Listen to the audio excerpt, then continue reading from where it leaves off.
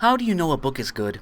For me, it's when you love it so much that you're not even jealous that the author is more successful than you are.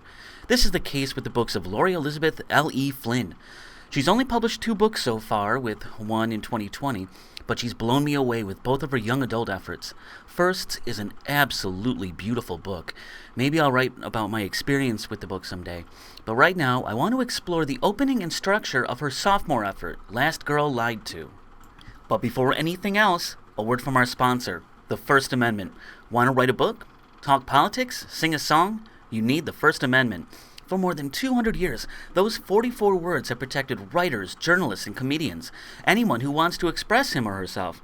The First Amendment. Use the promo code Allison Rhodes, one word, to speak, report, or peaceably assemble. The First Amendment. You can leave home without it because it's always there.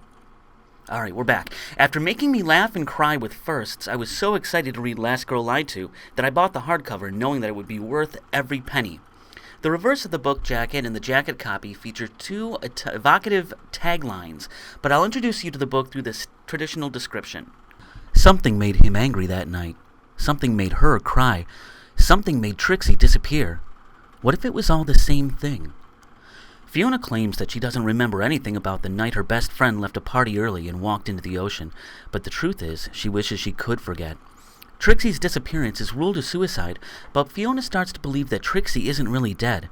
Piecing together the trail of a girl who doesn't want to be found leads her to Jasper, Trixie's former friend with benefits, and Beau, the boy who turned Fiona down, who loved someone else, who might be happy Trixie is gone. The closer Fiona gets to finding out what happened, and the closer she gets to Jasper and Beau, the more she realizes that the girl she knew better than anyone may have been a carefully constructed lie, and she might have been waiting to disappear the whole time.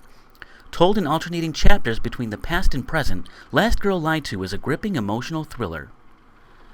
While thrillers aren't my primary genre, I do love a good mystery, and I love, as was the case with Firsts, that the author puts a ton of balls in the air. There's friendship, tragic romance, unrequited love, common teenage psychological issues. I also love that Flynn leans into the idea of secrets, the lifeblood of a mystery. Let's take a look at the structure of the book and see how she begins. First of all, if you flip through the book, you can see that the story is unspooled over the course of 91 chapters, some of them very short. This kind of structure is advantageous for a few reasons. For example, the book is a fast read, and the reader is propelled from question to answer very quickly. Here are the first few paragraphs of the book.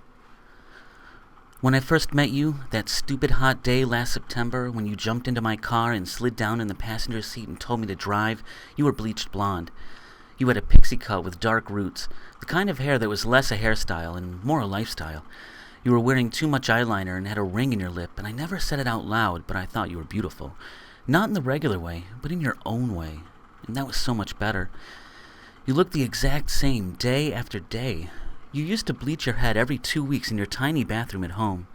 You asked me to trim your ends for you because you sucked at getting them even. My hair has to be short, you told me. It's too damaged to grow out. I wish I had long hair like yours, but some things aren't meant to be.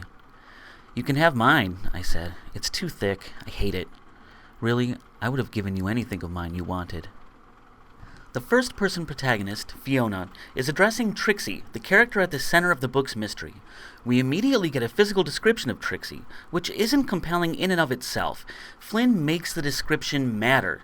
Trixie's alternative look, whatever you'd like to call it, reflects upon her, but also helps us understand Fiona. The end of the section I read is my favorite part, and represents one of the things that Flynn does that I love so much. Really, I would have given you anything of mine you wanted.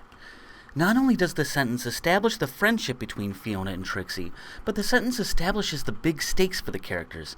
Whatever happened to Trixie, it matters to the first-person protagonist, so it matters to us, too. Overall, this first little chapter does its job.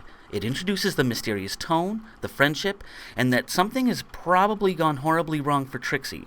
We want to read on and know more. Check out the second chapter. What I remember about that night? Everything that matters. What I tell them I remember about that night? Everything that doesn't matter. I know lying is wrong, but isn't breaking your promises worse? There's something about a promise that's more important, a permanent tie to somebody else, a signature scrawled in the air, pin-pricked thumbs pressed together. swallowing someone else's desperation, hiding someone's biggest mistake, speaking the 3 most important words in the English language, "I'll never tell." We get that tagline from the back of the book, and a short, potent discussion of secrets and lies. These are the underpinnings of any mystery, but they're also at the heart of any relationship, any friendship, especially between 2 teenage girls. Again, Flynn stokes our interest without boring us. In Chapter 3, Flynn settles into the structure that she employs for many of the book's remaining chapters. Check it out. "You were the one who insisted we go to Allison's party, which was out of character since you didn't even like Allison. You didn't like any of the people we went to school with." Trixie had graduated in June and couldn't wait to get away from them, from everything. I still had another year to go, and the thought of not having her there was something I was dancing around, even before school started. "It'll be fun," she insisted, dropping her backpack on my comforter and yanking her shirt over her head. "Plus, it'll be open bar. Let's just drink our faces off and celebrate." Celebrate what? I wanted to ask, but I didn't. Flynn opens this chapter just as she did the novel, with direct address from Fiona to Trixie. Then Fiona goes back into detective story narrator mode. I enjoy the tactic because it maintains the central emotional conflict of the book, Fiona versus Trixie, and the italicized bits aren't so long that I start to lose the plot, both literally and figuratively. So what is Flynn doing? What can we steal from the way she opened and structured Last Girl Lied To? Everything, including character descriptions, should have a purpose and should contribute to the driving thrust of the novel. The structure must reflect and serve the characters and the story. A first-person narrator must not neglect his or her obligation to actually tell the story. Yes, the author is always in the background, controlling the narrator, but in this book, Fiona must, in many ways, serve as a surrogate for Ellie Flynn. But isn't that the case for the relationship between most writers and their protagonists? Well, as a YouTuber, I'm legally obligated under the court decision of Shane Dawson v. Onision to ask you to subscribe to the channel, hit the bell to get notifications, leave a comment below, hit up my Patreon if I ever set one up in the future, let a friend know about the video. So, until next time, this is Kenneth Nichols for Great Writers Steal and Allison Rhodes reminding you, books are good.